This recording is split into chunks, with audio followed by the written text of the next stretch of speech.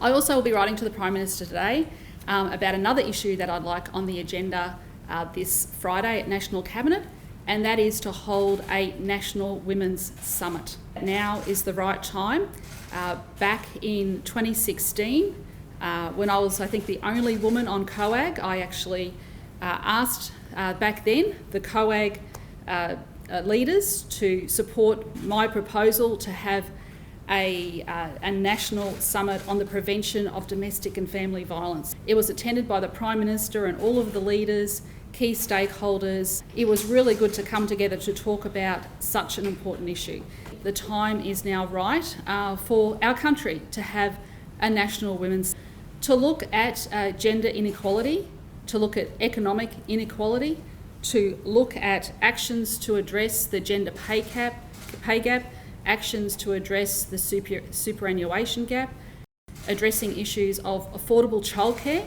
This is a huge issue for women out there in our community. My sisters have told me and other members of the community how expensive it is for childcare when you're working. These are really big issues in terms of women's equality.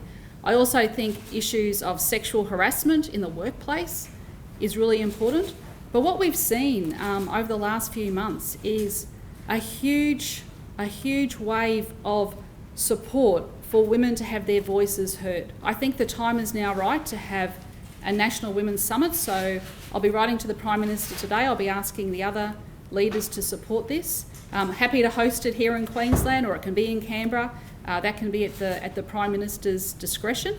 Every week our Cabinet meets. And I think it was really good to see yesterday the Prime Minister meeting with members of his Women's Task Force. But our Cabinet meets, we've got nearly 50% women in our Cabinet. We meet every single week. We've been able to make huge inroads in Queensland when it comes to making sure that we have 50% women on our government boards, making sure that we address issues like domestic and family violence, making sure that we've set up a task force headed by respected former Judge Margaret McMurdo to look at the way women are treated in the criminal justice system. I mean, we sit around the Cabinet table and talk about these complex issues all of the time. Now is the time for women's voices throughout Australia to be heard.